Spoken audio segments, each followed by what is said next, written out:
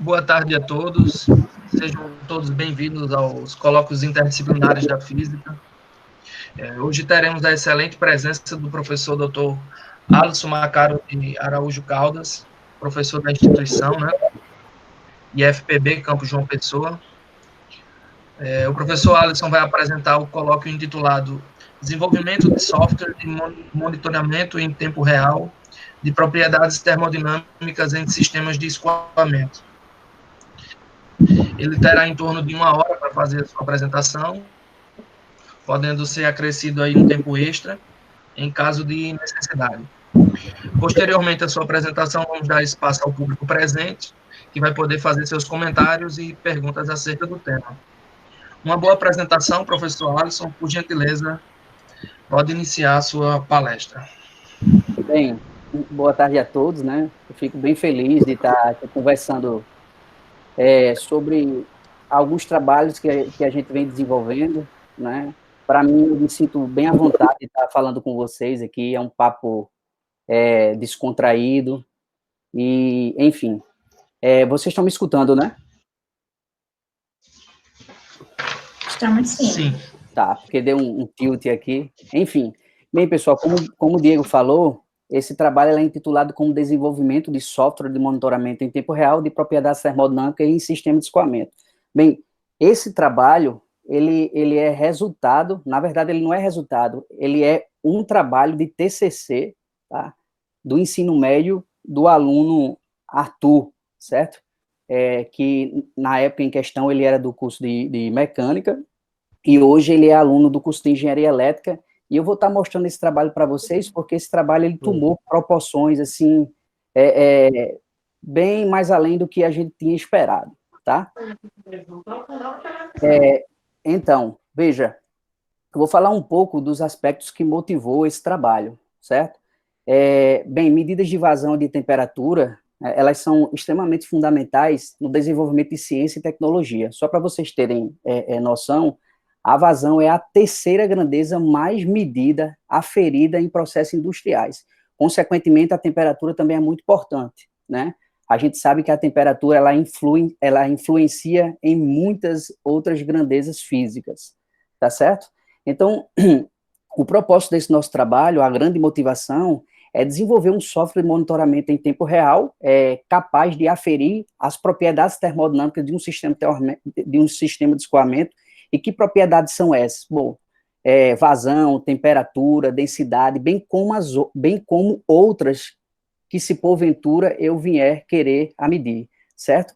E uma coisa interessante é que a gente, pensando lá na frente, a gente quer transformar esse software em uma forte ferramenta de medição em propriedades de fluidos, tá? E isso pode ocasionar uma patente, né, que a gente vai tentar junto ao INPE, que é o Instituto Nacional de Propriedade Intelectual, porque esse trabalho, vocês vão ver que ele realmente tem um potencial tecnológico, tá?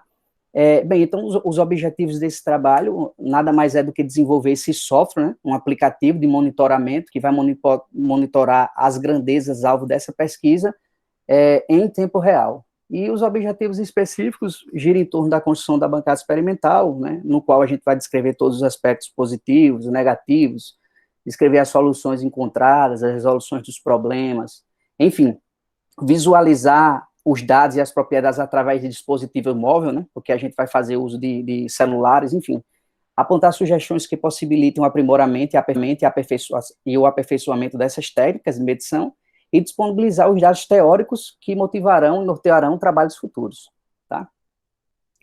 Bem, como esse trabalho é intitulado como desenvolvimento de um software de monitoramento, então vou falar para vocês o que é um software. Como aqui tem vários alunos do curso de engenharia elétrica, todo mundo aí sabe o que é um software, né? No nosso caso, esse software será um aplicativo, que nada mais é do que um programa de computador, né, que ele possui informações que são organizadas e claras, que são entendidas e executadas por um computador, um microcontrolador, enfim, né?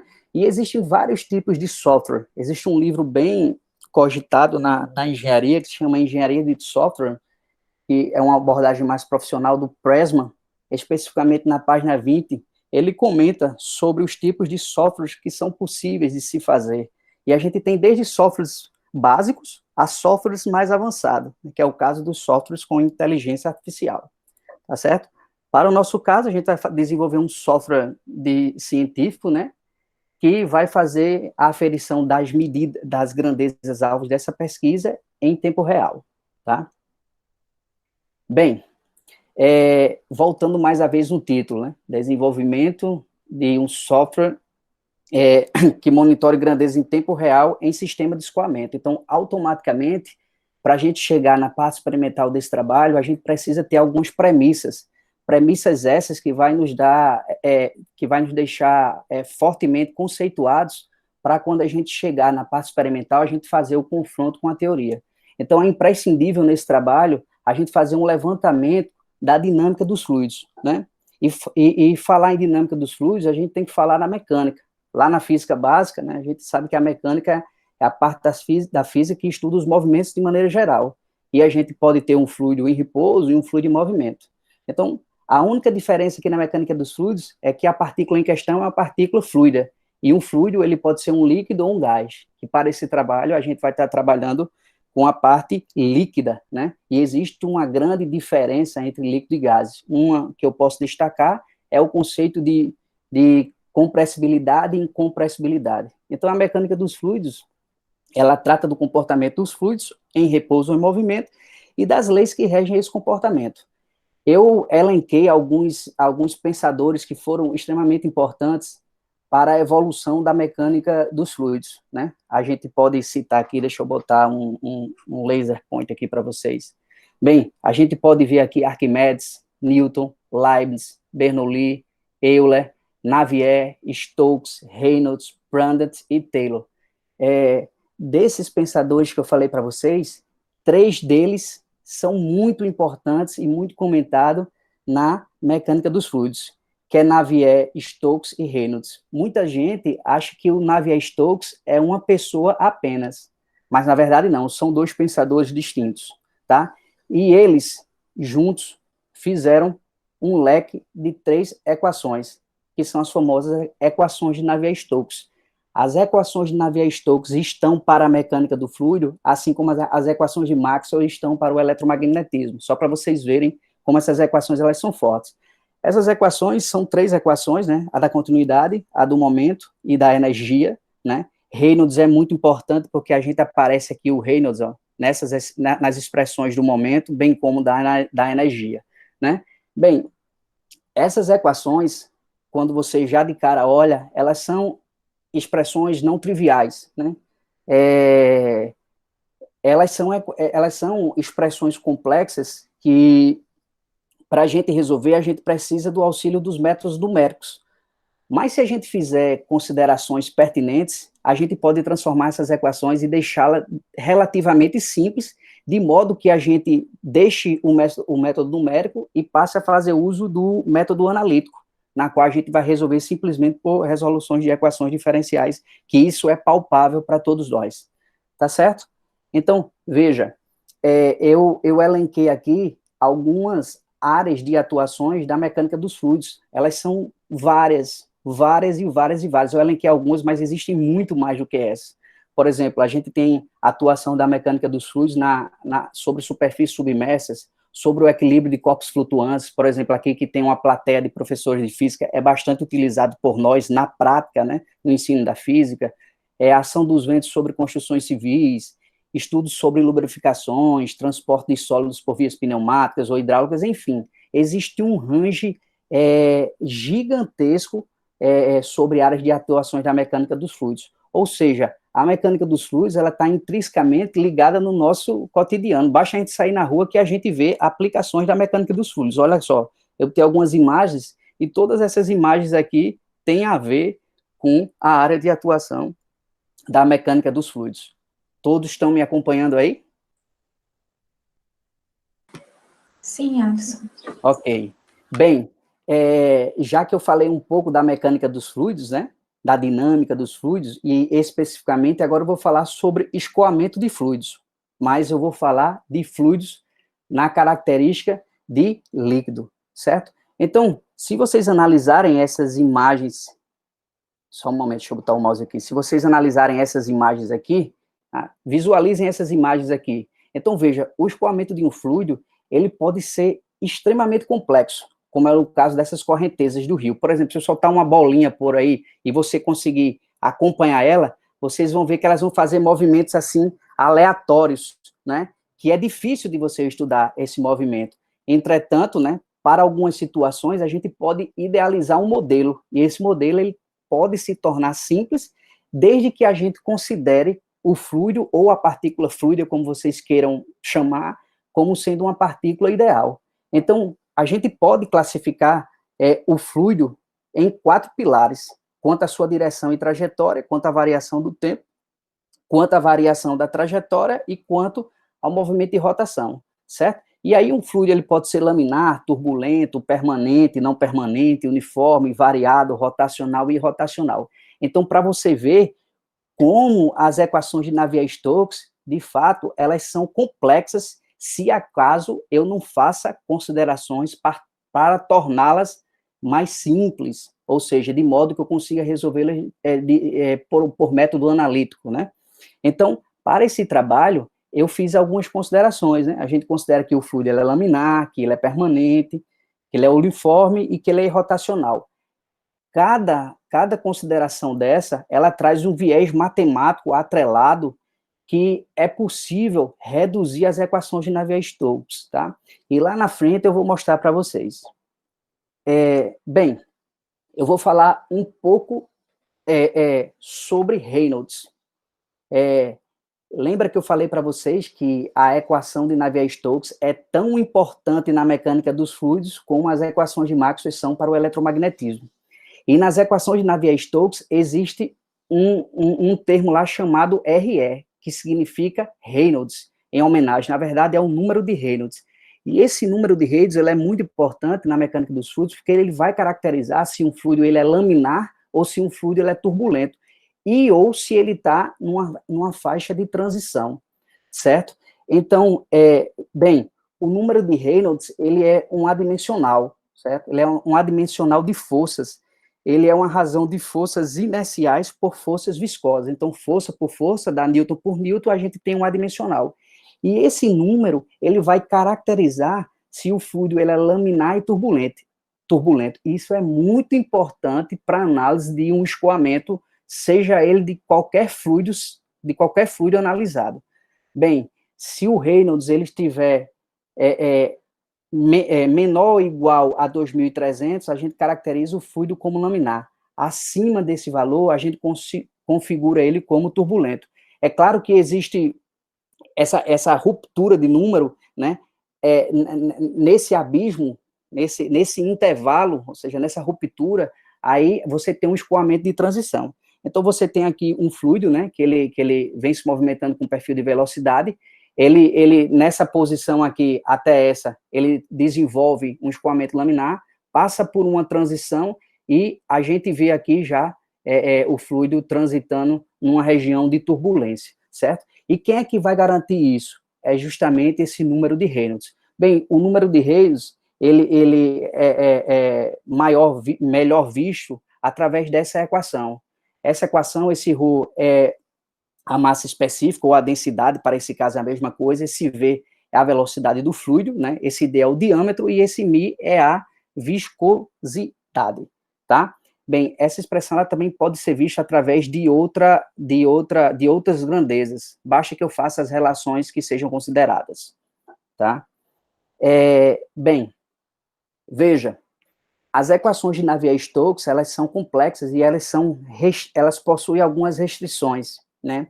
A gente considera que o fluido ele seja incompressível, que um fluido incompressível, matematicamente, garante que o divergente do campo vetorial, do campo de velocidade é igual a zero, e também existem outras também condições atreladas, por exemplo, o meu ρ, ele é constante, enfim. E outra que o fluido ele tem que ser newtoniano, né? E o que é um fluido newtoniano? Eu tenho que caracterizar e conceituar o que é um fluido newtoniano. Um fluido newtoniano é um fluido que obedece às leis de Newton, né? Deixa claro pelo nome que ele carrega. Mas o que significa isso na mecânica dos fluidos, né? Deixa eu botar uma caneta aqui para vocês verem, tá? Veja, vamos lá. Um fluido newtoniano, ele é um fluido cuja velocidade, ou atrito interno, como queiram chamar, ele é constante para diferentes taxas de cisalhamento e não variam no tempo. Ou seja, nos fluidos newtonianos, a tensão, essa tensão aqui, ó, ela é diretamente proporcional a essa taxa de deformação. Bem, apesar de não existir um fluido perfeitamente newtoniano, né, ou seja, um fluido ideal, fluidos mais homogêneos como água e ar, eles costumam ser estudados e tratados como newtonianos para fins práticos. Bem, matematicamente, a gente sabe que quando a gente tem uma expressão de proporcionalidade, para a gente transformar isso numa expressão verdadeira, ou seja, para ter uma igualdade, a gente matematicamente tem que entrar com a constante. E é isso que acontece aqui, ó. Aqui eu tenho um μ, que é justamente a viscosidade do fluido. Então, esse μ vai ser sempre constante para qualquer taxa de deformação. Beleza. Eu tenho fluidos newtonianos e tenho fluidos não newtonianos, né? Percebam graficamente que esses fluidos aqui, eles possuem comportamentos diferentes, né? Eles possuem comportamentos diferentes. Um fluido dilatante, por exemplo, ele é um fluido não newtoniano, a viscosidade dele, ele aumenta com o aumento da tensão de cisalhamento. Já o pseudoplástico, né, com o aumento da tensão de cisalhamento, a sua viscosidade diminui. Então, se a viscosidade está mudando pelo conceito de fluido newtoniano, a gente vê que esses fluidos aqui, eles não são newtonianos. Mas você pode dizer assim, Alisson, e esse plástico de Bickham aqui, ele tem o mesmo comportamento gráfico do fluido newtoniano. De fato tem, mas o problema é que ele precisa de uma tensão inicial, né? Existem vários exemplos, né, de fluidos dilatantes, pseudoplástico e o plástico de Bickham, né, que não vem ao caso eu falar agora para vocês. Mas se a gente for analisar, ó, como a viscosidade para um fluido newtoniano ele tem que ser constante, esse gráfico aqui da viscosidade com a taxa de deformação, vocês conseguem perceber isso, ó. Na medida que eu aumento a minha deformação, a viscosidade em um fluido newtoniano ela permanece constante. Para o dilatante e o pseudoplástico, a gente vê uma elevação e uma diminuição, tá? Ok? Deixa eu limpar aqui a tela para vocês. Bem, se o fluido não for newtoniano, ele não obedece a essa expressão. Então, existe uma outra expressão para analisar o comportamento desses fluidos. E aqui aparece um expoente, né? Bem, se esse N, porventura, ele for igual a 1, isso implica dizer que esse K é igual a μ, e aí eu estou chegando que o fluido, ele é newtoniano. Só para vocês verem que as expressões matemáticas, elas são diferentes quando a gente está em um fluido newtoniano e um não newtoniano, tá bom? Deixa eu apagar aqui a tela para vocês. Então, vamos lá, deixa eu botar um laser. Bem, então tá. Eu falei para vocês que as equações de Navier-Stokes, elas são um conjunto de equações, na verdade, 3 equações. A equação da continuidade, a equação do momento, que ela pode ser vista em 3 perspectivas, se assim acaso eu tiver uma base canônica, né, de IJK, e uma equação da energia, né? Eu tenho variáveis dependentes e variáveis independentes, né? X, Y, Z e T, né, são variáveis independentes, e a pressão e a temperatura são variáveis dependentes que estão intrinsecamente dentro da energia total do sistema, né, cujo você não vê nas expressões. Então, vejam que esse conjunto de equações, de fato, elas são complexas, né? A gente vê o Reynolds aqui, ó, número de Reynolds em todas as equações, com exceto da expressão da continuidade, né, que nada mais é do que a equação da massa, né, e essas equações, elas são complexas, né, resolve-se por método numérico. Se vocês quiserem resolver essas expressões por método numérico, eu aconselho vocês falarem com o professor Diego, eu acho que ele resolve isso para vocês facilmente. Então, veja, como eu falei para vocês, esse trabalho aqui, ele foi um trabalho de TCC de um ensino médio, viu? De um ensino médio. E, por exemplo, esse aluno que trabalhou comigo, bem como outros alunos que trabalharam comigo também nesse projeto, né, eles eram alunos que eu tinha, eu dava aulas para eles de cálculo diferencial, integral, ou seja, eu dava uma física mais aplicada para eles, então, de certa forma, eles conseguiam acompanhar esse raciocínio, né? Então, as equações de Navier-Stokes, como eu falei para vocês, elas são bem complexas, né? Se resolve por métodos numéricos. Mas se eu fizer as considerações adequadas, né, eu consigo tornar essas equações palpáveis e resolver elas de forma analítica. Veja, se o meu escoamento é laminar, aí me permitam voltar aqui a apresentação para vocês, para eu relembrar essa questão de laminar. Veja, deixa eu botar um laser aqui. Acompanhe aqui comigo. Imagine que eu tenha um escoamento aqui em um cano, né? Ele tem essa vazão aqui, o fluido está se deslocando nessa direção aqui, e eu boto corante aqui, certo? Então, você veja que essa lixa de corante, num escoamento, ele pode ter esse perfil aqui, ó, unidimensional, ele pode ter um perfil mais, assim, bagunçado e um extremamente complexo. Então, aqui eu estou dentro de um escoamento laminar, um escoamento de transição, um escoamento turbulento, e esse número de Rayleigh eu já falei para vocês que ele determina esse escoamento. Então, veja, como o escoamento é laminar, eu tenho aqui um perfil unidimensional. Então, eu vou voltar lá para aquele slide, para vocês entenderem as considerações que eu irei fazer para reduzir as equações de Navier-Stokes de modo que eu consiga resolver de caráter analítico, né? Então, vejam aqui. Vamos lá. Esse meu fluido, ele vem se deslocando com uma certa velocidade, certo? Essa minha velocidade, ele pode ter componentes nas 3 direções, ou seja, ele pode ter uma componente na direção X, ele pode ter uma componente na direção Y, e ele pode ter uma componente na direção K. Mas se o escoamento é laminar, a minha trajetória é unidimensional. Então, logo, a minha velocidade ela é um perfil, né, que eu tenho apenas uma componente. Ou seja, a minha velocidade ela é unidimensional. Se a minha velocidade é unidimensional, eu não tenho nem a componente V e eu não tenho nem a componente K. Então, se eu olhar para essas expressões, ó, aqui aparece U, V e W, né?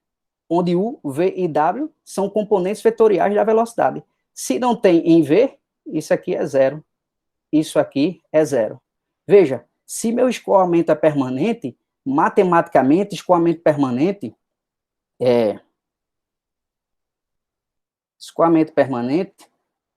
diz que essa taxa no tempo de qualquer grandeza ela é nula. Então, isso aqui vai a zero. E essa expressão aqui se restringe simplesmente a algo mais simples de analisar. d ρ x de ρ u é igual a zero, né? E isso, matematicamente, é uma coisa que a gente consegue visualizar. Então, eu posso aplicar essas considerações em todas as expressões. Ó. Se eu vim para cá, ó, isso aqui é zero, porque o escoamento é permanente, zero, zero. Aqui aparece V, aqui é zero, aqui aparece W, é zero. Aparece V, zero, zero, zero. Enfim, essas equações, elas se restringem a algo mais simples, de modo que eu consiga resolver por uma simples ou não, né, equação diferencial. Tá certo? Eu vou apagar aqui a tela para vocês verem. Então, veja, as equações de Navier-Stokes, elas podem sim, através de considerações adequadas e não muito forçadas, a gente pode reduzir essas equações e conseguir chegar a uma consideração bem legal. Veja, como eu estou falando de... o propósito desse trabalho é desenvolver um software de monitoramento de grandezas físicas ligadas a um escoamento, a grandeza física mais importante desse trabalho analisado é a variável vazão, que eu falei para vocês que é a terceira grandeza mais utilizada na indústria. E o conceito de vazão, ele é um conceito fisicamente simples, né? A vazão nada mais é do que o volume por unidade de tempo, certo? Volume por unidade de tempo. Então, tem um fluido que está se escoando aqui, né? Aí eu escolho um volume de controle, na qual eu vou analisar todas essas características da minha partícula fluida. Imagine que eu tenho uma partícula fluida aqui que sai desse ponto aqui e chega até esse ponto. Esse ponto aqui, daqui para cá, ele anda um ΔX, e para ele chegar daqui nesse ponto, ele tem um certo ΔT, né? Esse fluido, essa tubulação aqui tem uma determinada área, correto? E volume, o que é volume? É área vezes altura, correto? Então, tem aqui área, e a altura desse meu volume do controle é simplesmente esse ΔX, sobre ΔX, ou seja, sobre ΔT. Isso aqui, ΔX sobre ΔT, todo mundo sabe que é velocidade. Então, eu posso analisar a minha vazão em termos de outras grandezas. Pode ser o produto da velocidade, né, vezes a área. Isso é a maneira, o caso mais trivial.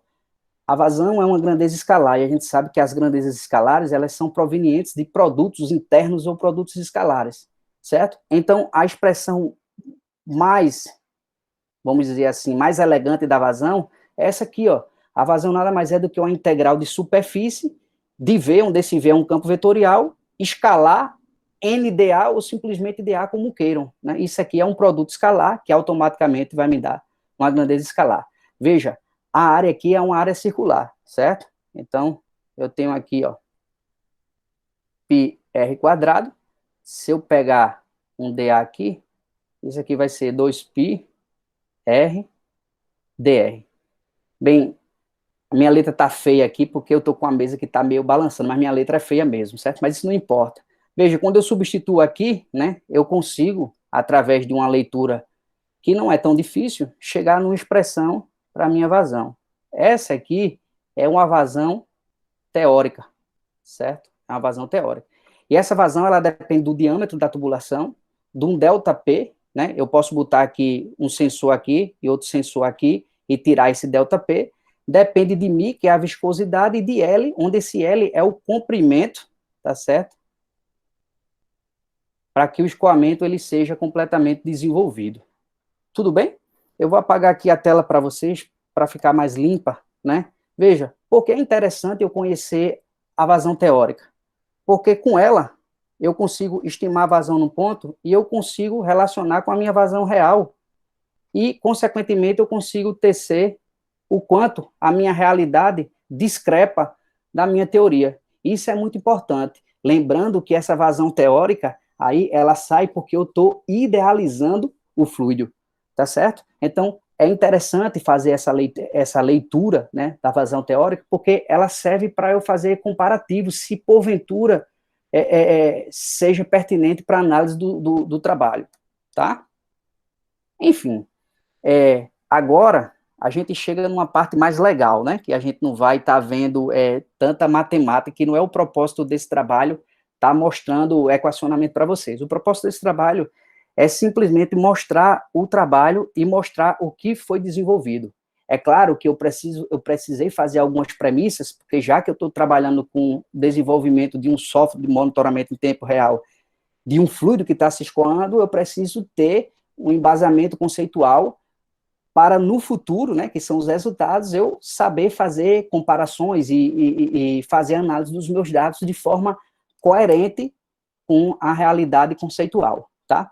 Então, toda pesquisa que eu faço, né, de trabalho, eu peço para os meus alunos, né, quando eu estou fazendo um trabalho com eles, fazerem um levantamento biográfico no estado da arte, que é saber o que o Brasil e o mundo está fazendo acerca desse tema, porque isso é muito importante, porque na hora que a gente for tentar publicar um artigo, a gente fazer as referências de qualidade, né?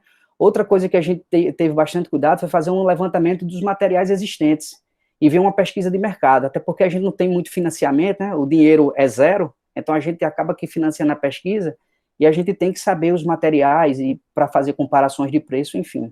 A gente precisou desenvolver uma bancada experimental para subsidiar, né, essa pesquisa e, consequentemente, a gente, como vai monitorar em tempo real, a gente precisou fazer uma instrumentação, bem como fazer uma boa aquisição de dados, né? Então, aqui eu tenho uma montagem experimental, Cristiano conhece muito bem, Cristiano está aí presente, um abraço, Cristiano. Cristiano também ajudou aqui a fazer essa montagem, né? É uma bancada simples, né, feita com material reciclado. Isso aqui era uma tábua de guarda-roupa, um balde de manteiga, entendeu? Canos PVCs, enfim. a gente está fazendo com materiais reciclados. Visualmente não fica legal, mas se eu fosse gastar para fazer essa bancada de maneira visual boa, por exemplo, esse reservatório seria de acrílico, a tubulação seria toda inox, sem essas conexões para evitar perdas de carga, enfim, o sistema ele ia ficar mais bonito, mas, consequentemente, eu ia gastar dinheiro e eu consigo extrair os mesmos resultados com essa bancada, né? Então, essa bancada, a gente tem uma bomba aqui de 12 volts, né? A gente tem aqui um medidor de fluxo, que é um medidor de vazão. Interno a esse reservatório aqui, eu tenho um mergulhão, que ele vai fazer variar a temperatura. Interno a esse balde também eu tenho um sensor de temperatura, que vai medir, né, a temperatura do meu fluido, e tenho essa tubulação toda, né. Eu também tenho um microcontrolador, que ele está atrás desse reservatório, e esse microcontrolador, eu tenho aqui um módulo Bluetooth. Esse módulo Bluetooth, ele serve para comunicar com o celular, certo? Eu posso deixar essa minha bancada trabalhando no laboratório de física, ir lá para a minha sala e conseguir ver, porque existe um módulo Bluetooth atrelado a esse sistema. Então tá. Bem, depois de feita a bancada experimental, a gente testou separadamente cada equipamento, né, e em seguida a gente testou a comunicação entre os mesmos, e aí a gente foi para a elaboração da programação para ver se ela tinha funcionalidade e se a gente não caminhou por algoritmos que fosse mais complicado, né? A gente sempre faz uma análise da programação para deixar ela mais simples possível, para a gente não ter problema, né? Então, visto toda essa funcionalidade em comunicação de todos esses eletrônicos do trabalho, a gente partiu para os testes, né? Então, veja, o fluido em questão que eu analisei foi a água. Por que a água? Primeiro porque isso aqui é um trabalho de TCC de ensino médio. E a água é uma substância que a gente sabe todas as propriedades físicas e químicas dela. Então, eu procurei na literatura uma tabela que me desse algumas propriedades que são pertinentes, né? Visto que eu estou trabalhando com fluidos, então eu peguei uma tabela onde eu tenho um range de temperatura, de densidade, peso específico, viscosidade e tensão. E aí, eu fiz uma correlação matemática, porque se eu tenho duas grandezas que se relacionam com números, automaticamente eu consigo montar uma curva, e através dessa curva eu consigo montar uma expressão matemática que vai relacionar a dependência dessas grandezas, né? E assim eu fiz, ó. Eu consegui encontrar uma correlação matemática da densidade em função da temperatura, uma função polinomial de ordem 2, cuja estatística do R² deu 0,9, que é excelente, né? Ou seja, muito próximo de 1, ou seja, essa minha correlação matemática, ela é altamente confiável, né? Aí você pode me perguntar assim, Alisson, por que tu não pegou porque a gente sabe que se a gente aumenta a quantidade de pontos aqui, a gente tem um melhoramento nessa correlação matemática, esse R vai muito mais próximo de 1. Mas por que eu não peguei pontos aqui, só peguei esses? Porque, veja, se eu pego abaixo de 0 graus, eu tenho partícula sólida. Não faz sentido, né? Botar uma partícula sólida para escoar. E outra, se eu pegar acima de 100, eu tenho vapor, né? Para as condições normais de pressão e temperatura. Ou seja, a minha tubulação, ela tem que andar sempre cheia de fluido. Ela não pode ter vapor. Ou seja, ela não pode ter espaços vazios. Então, eu estou só explicando porque eu peguei esses pontos, tá? Veja, essa minha correlação matemática, ela é extremamente importante. Por quê? Porque eu quero enxergar a minha variável densidade no monitoramento das minhas grandezas, tá? Veja, a minha bancada experimental, ela tem uma fonte de tensão corrente. Essa fonte, ela é do laboratório de física. O que é que faz uma fonte de tensão corrente? Ela, por meio de um botãozinho, que a gente chama de potenciômetro, eu consigo variar a tensão, certo? Que tensão? A tensão da bomba. Essa bomba aqui, ela é de 12 volts. Então, se eu ligo ela direto na energia, ela já vai trabalhar em 12 volts.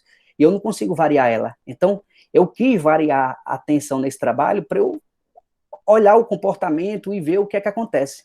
Então, veja, eu fiz a medida com 12 volts, né? A tensão de 12 volts me deu a vazão máxima. Professor, por que 12 volts? Porque essa bomba é de 12 volts. Se ela fosse 24, eu ia começar com 24, tá? Então, essa bomba, a tensão de 12 volts, ela me deu essa vazão de 7,36 litros. Eu caí um ponto, botei em 11, ela já me deu 6,64. Eu baixei para 10, ela me deu 6,45, baixei para 9 e assim sucessivamente. Alisson, por que tu parasse em 8? Por que tu não fosse para 7, já que tu pode variar? Bem, porque eu percebi que na hora que eu botei em 7 volts, a bomba não conseguia preencher toda a tubulação de fluido. E eu não posso fazer minha medição dessa forma, porque aí eu vou estar estragando todas as minhas considerações matemáticas feitas de maneira clara e coerente. Tudo bem? E assim eu consegui externar aqui um gráfico, uma curva que relaciona a vazão com a tensão. E a gente percebe aqui, olhando para esses números, né? Quanto maior a tensão, maior a vazão. É como se fosse uma torneira, pensa numa torneira. Se eu abro ela toda, eu tenho uma vazão máxima. Se eu diminuo, automaticamente eu vou diminuir na vazão. É basicamente isso que está acontecendo aqui, sendo que aqui eu estou mexendo na tensão, né? Eu mexo na tensão, tá? Então, eu tenho essa curva. Alisson, o que é aqui essa ondinha aqui? Veja que esses meus números expressam essa relação matemática linear, né? Onde o R quadrado é 0,97, é excelente, é altamente confiável. Esse buchinho que a gente vê aqui é porque, tipo, quando eu ligo esse sistema e eu boto em 12 volts, a rede ela não é estável. Então, eu boto em 12 volts, ela vai para 11,9, às vezes 11,8, enfim, ela fica oscilando. E é justamente isso que acontece, tá? Veja, então tem uma curva de vazão com a tensão. Quanto maior a tensão, maior a vazão, tá? Então, tá aí. Essa vazão aqui, essa tensão aqui, eu variei consequentemente com a minha fonte de tensão corrente. Bem, se é uma fonte de tensão corrente, automaticamente, para cada tensão, eu tenho atrelado uma corrente. Então, quando eu tinha a tensão de 12 volts, eu tenho uma leitura de 1,86 de corrente. E também eu tenho 6,36 de vazão. Então, para cada tensão, eu tenho uma corrente atrelada. Bem, tensão corrente dá potência, né? A potência é U vezes I. Então, com a tensão corrente, eu tenho a potência. Então, veja, eu tenho a vazão correlacionada com tensão, com corrente e com potência. Meu amigo, vocês conseguem ver quantas correlações matemáticas eu consigo ter com essa abordagem? Então, essa brincadeirazinha aqui, para quem é da engenharia elétrica, é massa, porque, e para quem é da física também, porque eu posso relacionar várias coisas, e aqui eu posso ir para outro viés do trabalho e posso ter outros resultados. Então, você veja que a minha curva de vazão-tensão, ela é igual à curva de vazão-potência, claro, porque aquela tensão lá, ela estava atrelada àquela potência, porque eu usei uma fonte de tensão corrente, que para cada tensão eu tenho uma corrente. E aí eu consigo mostrar para vocês que isso tem o mesmo comportamento. Claro que quando eu fui fazer esse trabalho, eu já sabia que isso iria acontecer, porque eu já trabalho com isso há um certo tempo, e eu sei que os medidores do tipo turbina, eles têm essa progressividade, né? Eles têm essa função simples, né? Que é uma função linear de vazão-tensão. Deixa eu explicar para vocês como é feito a medida de vazão desse sistema. É o seguinte, eu vou voltar aqui para vocês verem. Deixa eu botar aqui o laser. Aqui existe um medidor de vazão ou medidor de fluxo. Como é que funciona isso aqui? Veja, isso aí é um medidor que aqui tem uma turbinazinha dentro. Nessa turbina existe um ímã, certo? Esse ímã, quando passa num sensor, ele altera o campo magnético. Esse campo magnético ele é transformado numa corrente, e essa corrente ela é interpretada por um computador de vazão, que pode ser vários, entendeu? Então, eu tenho uma vazão instantânea, correto? É assim que é feito a leitura de vazão desse sistema, tá? Então, deixa eu adiantar aqui para vocês, para a apresentação não ficar tão longa, e aqui eu vou mostrar para vocês os resultados aqui para vocês verem, tá? Deixa eu só botar aqui numa tela aqui, para eu visualizar se realmente está aparecendo. Então, todos estão acompanhando aí, né, pessoal? Todos estão acompanhando? Tudo ok, consiga. Beleza, valeu. Então, eu vou mostrar aqui um videozinho para vocês acompanharem, tá? Só um momento, vamos lá. Vejam se vocês acompanham esse vídeo, com paciência dá para vocês entenderem. Então, aqui já está o sistema perfeitinho, todo calibrado, né? Eu já fiz todos os testes, e aqui, agora, eu estou fazendo a leitura em tempo real das propriedades do meu sistema de escoamento. Eu vou analisar tudo que está acontecendo com o fluido, ou seja, todas as grandezas que eu procurei que aparecesse no meu aplicativo, vão aparecer agora no meu sistema de monitoramento em tempo real. Então, veja. Aí, ó, vocês percebem que tem um mergulhão e o sensor de temperatura ali, certo? E aqui você tem as propriedades, ó, o fluido de trabalho é a água, tem uma temperatura atrelada de 26, automaticamente eu tenho a densidade, porque eu mostrei aquela correlação para vocês, né, de densidade e temperatura, e a vazão, ela é captada diretamente do meu sensor de fluxo, tá? Eu vou mostrar aqui para vocês, aqui a temperatura está em 26,56, aqui já foi um tempo mais lá na frente, ó. Aqui eu tenho a temperatura já em 38,63, você veja que a densidade, ela já é diferente.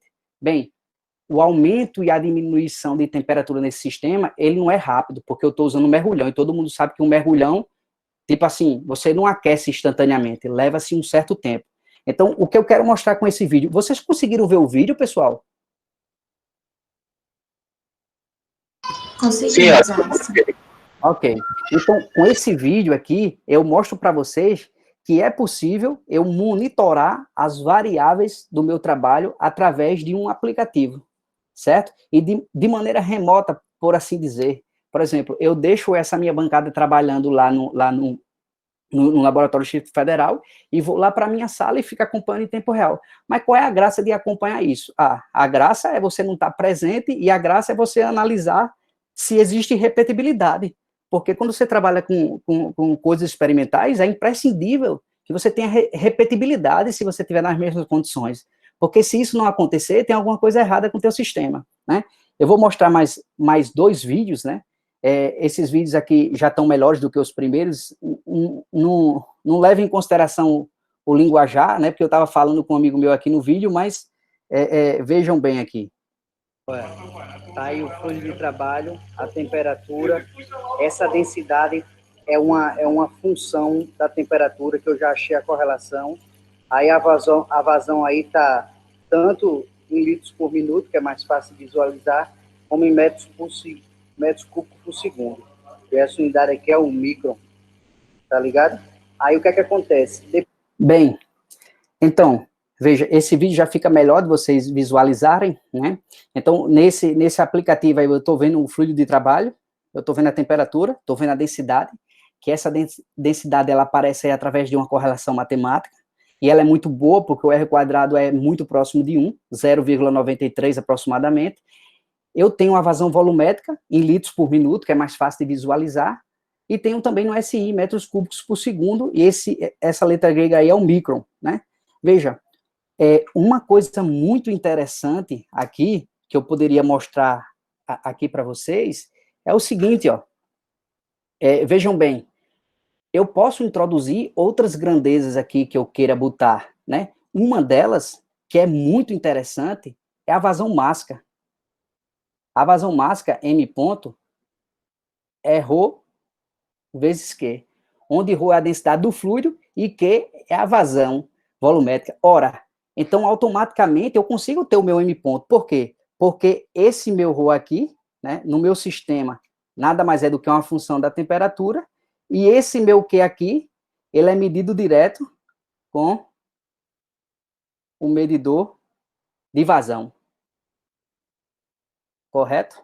Aí, veja, isso é importante, Alisson?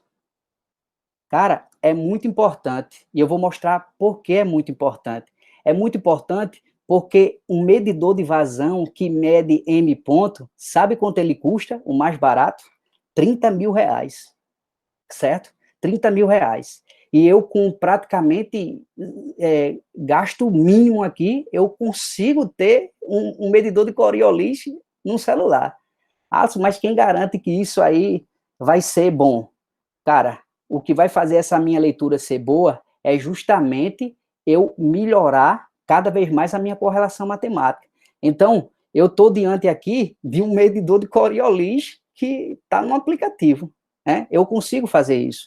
Agora eu vou mostrar o outro vídeo para vocês verem, né, como é que eu vario a tensão nesse sistema. Acompanhe esse vídeo aqui, por gentileza. Sistema automatizado. Bota aí na tensão 10 aí. Se vocês olharem, a tensão tá 12, ó, eu vou botar na tensão 10, ó. Vocês percebam que o barulho da bomba diminui. vazão de 8. Vocês conseguem ver a queda e automaticamente você vê a vazão caindo. Essa vazão volumétrica, e em breve eu vou botar a relação aqui para sair também a vazão mássica, tá entendendo? Vai ficar show, viu, pai? Enfim. Vamos lá, deixa eu botar um laser point aqui para vocês agora. Enfim. Então, esse aqui eu volto a dizer, né? Esse aqui foi um trabalho de TCC do ensino médio do aluno Arthur, né? Que na época foi meu aluno do curso técnico de mecânica, hoje é meu aluno no curso de engenharia elétrica. Tudo bem? Então, esse é o trabalho dele. Vamos lá, quais são as conclusões desse trabalho? Bem, existem várias conclusões desse trabalho. Eu elenquei algumas aqui, certo?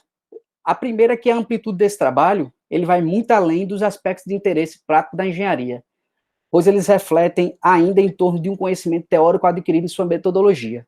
Então, eu mostrei para vocês, eu fiz questão aqui de fazer algumas premissas, né? Porque sem essas premissas, sem esses conceitos iniciais, ficaria muito vago eu fazer esse experimento, embora eu podia chegar assim, ó, vamos fazer esse experimento aqui, vocês vão colher esses resultados e pronto. Mas esse trabalho, ele vai muito além da parte experimental. Ele traz uma teoria muito forte atrelado a ele. Outra coisa interessante é que o dimensionamento, a construção, a validação e o teste da bancada experimental foram realizados conforme o esperado, ou seja, a gente sempre faz um traçado de metas e a gente vai cumprindo essa meta. A gente nunca faz a última meta sem cumprir, a gente nunca deixa uma meta em branco, a gente sempre cumpre, né? Particularmente eu trabalho dessa forma. Uma coisa interessante é que os resultados nas leituras de vazões, eles evidenciaram a rangibilidade, bem como a repetibilidade, que é uma coisa interessante. No trabalho experimental, você tem que ter repetibilidade para as mesmas condições, né? Bem, e como sugestões, né? Claro, a gente iria fazer, inicialmente, usar vários outros fluidos, né? A gente iria usar vários outros fluidos, mas como eu queria que Arthur defendesse logo, porque a gente já estava um pouco meio sem tempo, então eu disse, não, vamos fazer só com a água, que só com a água já é muito bom para você defender. Mas aí a gente vai fazer teste com outros fluidos, né? Um deles vai ser o brometo de lítio, que já é um fluido que eu já conheço, né? Para quem assistiu o meu colóquio passado, eu falei um pouco sobre ele, né? A gente vai introduzir as grandezas de vazão mássica, e isso aqui é muito, muito interessante. Quem trabalha na parte de termofluidos sabe o quão isso é importante. A análise dessa variável é muito importante. E outra coisa interessante que a gente pretende fazer, né, é o controle na bomba. Bem, pessoal, vejam bem, essa minha apresentação, ela vai ser um pouco diferente, porque eu vou trazer 2 alunos do curso de Engenharia Elétrica para fazer um bate-bola aqui comigo, para falar um pouco sobre as melhorias desse sistema. Mas esse trabalho aqui, ele já nos deu algumas concretizações. A primeira é o seguinte, esse trabalho, que foi um TCC do ensino médio do curso de mecânica, ele foi apresentado no CONAPESC, que é um evento nacional, que ocorreu em Campina Grande. Ele foi apresentado no workshop de energia e sustentabilidade, na qual o professor Diego estava presente. Esse workshop, ele é um evento de nível de pós-graduação, praticamente só tinha alunos de doutorado e professores universitários, e eu levei 3 alunos do ensino médio para apresentar esse trabalho. Ou seja, joguei carne na jaula de leões, e os meninos apresentaram muito bem. Diego estava lá, ele pode confirmar isso que eu estou falando para vocês. E esse trabalho, né, na verdade, na época, eu orientei 3 alunos do curso de mecânica, e 2 desses trabalhos viraram um capítulo do livro, né? Vocês podem ver aí, o desenvolvimento de software de monitoramento em tempo real de propriedades termodinâmicas em sistemas de escoamento. E outra que aconteceu recentemente é que esse trabalho, ele foi aprovado com bolsa, né? No PIBIT, né, que é do CNPq, para quem não conhece, ele é um programa institucional de bolsas de iniciação em desenvolvimento tecnológico e inovação. Então, já pensando em melhorar esse sistema, já que a gente tinha sugestões, aí eu vou trazer para vocês aqui as melhorias que nós vamos fazer nesse sistema, né? Bem, eu vou chamar 2 alunos para fazer um bate-bola aqui comigo. Rafael, você está presente aí, Rafael? Estou presente. Então, Oi, Rafael, pessoal. Só um momentinho, o Rafael vai falar um pouco sobre a melhoria do que a gente vai fazer aqui no que tange ao microcontrolador. Então, Rafael, fica à vontade aí, meu querido. Valeu. Beleza. Oi, pessoal. Eu vou falar um pouquinho de uma das propostas de modificações. Essa é em relação ao microcontrolador e ao jeito que a gente vai mostrar as variáveis e os dados, né? A proposta é substituir o Arduino e o módulo Bluetooth que a gente usa atualmente por um controlador que tem acesso à internet.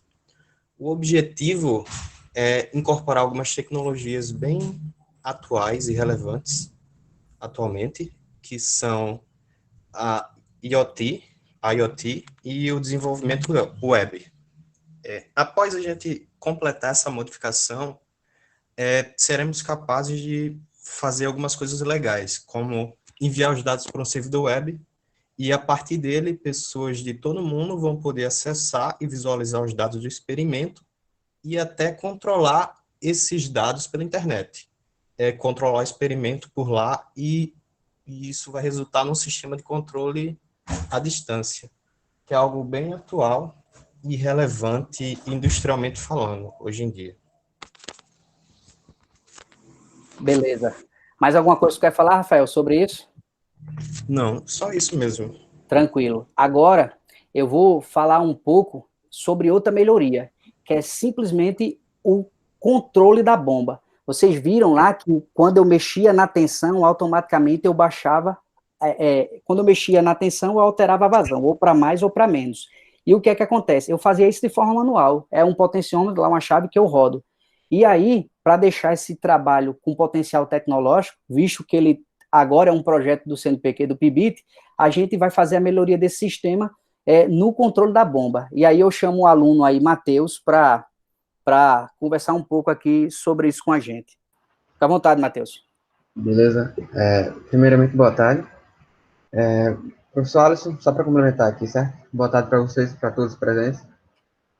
A melhoria em relação do controle da bomba vai ser basicamente a integração, no caso de técnicas de controle básicas, já presentes muito fortemente na indústria. Por exemplo, eu vou citar duas delas aqui, mas uma delas é como se fosse um carro forte para todas elas. O PID vai ser basicamente nossa técnica de controle, que vai ser uma redundância. O que se trata do PID, basicamente? Eu vou dar uma abertura para vocês. O PID é uma técnica de controle que envolve três ações, basicamente, uma proporcional, uma integral, uma derivativa, em que eu vou ter relações, um sistema de controle em malha fechada, e eu vou ter um modelo matemático. Basicamente, nosso modelo vai ser baseado em fatos em relações empíricas, já que já temos dados, já temos fontes, já temos bastante material. O PID relaciona basicamente o proporcional, seria as ações, proporcional, integral, derivativa, vou explicar mais ou menos cada um que possa ser aqui. O proporcional vai me dar um valor de erro, certo? O que é basicamente esse valor de erro? Eu tenho um valor desejado, uma vazão desejada, e eu tenho um sensor de vazão, certo? E eu vou ter uma relação entre eles. Ocasionalmente eu vou ter um erro, porque o controle de bomba não vai ser preciso, mas é aí que está o PID. Ele vai fazer com que o valor desejado seja exatamente o valor de saída. Por onde, aí entra as questões.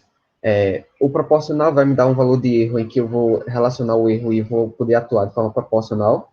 O integral, eu vou atuar de forma nesse erro a diminuir a ponto de chegar a zero, ocasionando as ações, no caso, atuando ou não a minha função variável. E o derivativo vai me dar uma antecipação do erro. É como se fosse prevendo o erro para que ele não ocorra, diminuindo assim a manipulação do proporcional. De forma com que o processo inteiro seja descrito de forma bem pontual e bem simples.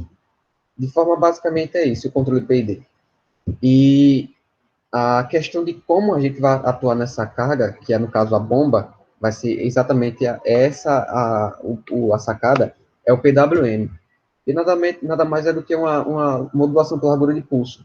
É uma técnica também que a gente, por meio de digitais, mudando o estado 0 ou 1, em uma razão cíclica, o duty cycle, a gente consegue controlar uma potência, uma alimentação e uma carga, fazendo com que a junção dessas duas técnicas me deu um set point, um controle preciso, e também bem mais atual e bem mais, no caso, atual e industrial também, porque vai ser a nossa forma de trabalhar. Beleza? Beleza, Matheus, obrigado pela participação de vocês. Bem, esses meus alunos aqui, né, eles fazem parte desse projeto junto comigo, né, a gente tem um aluno Arthur, a gente tem um aluno Guilherme, a gente tem um aluno Rafael e a gente tem o aluno Matheus. Rafael foi o que falou da melhoria no microcontrolador e Matheus falou do sistema de controle na bomba. Bem, isso aí é muito interessante, porque, por exemplo, imagine que eu tenho uma vazão lá de 12, eu tenho uma vazão correspondente a 12 volts, e aí eu digo assim, ó, cara, eu quero, tipo assim, vamos supor que a minha vazão nesse trabalho deu 7,36, não, cara, eu quero uma vazão aí de 5,15, aí eu vou lá com o dado de entrada, boto 5,15, dou um enter, dou o comando, e a bomba faz e vai me dar essa vazão. Ou seja, quais são as perspectivas desse trabalho? Bem, a perspectiva desse trabalho, visto que ele está no programa do CNPq, do PIBID de Inovação e Tecnologia, a gente já tem duas coisas em mente aí que pode acontecer, né? Que vai acontecer, né? Primeiro, a gente vai ter dois registros de software, que um é do algoritmo todinho do aplicativo, né? Do software. A gente vai ter outro registro do algoritmo do controle da bomba.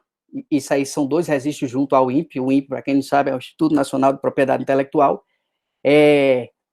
com o auxílio de outros fluidos, que eu vou trabalhar com no mínimo aí mais 4 fluidos, eu vou ter correlações matemáticas assim diversas, e aí eu posso ter muito conteúdo na qual a gente pretende aí, no mínimo aí, extrair aí um trabalho de qualização em alguma revista de alto impacto.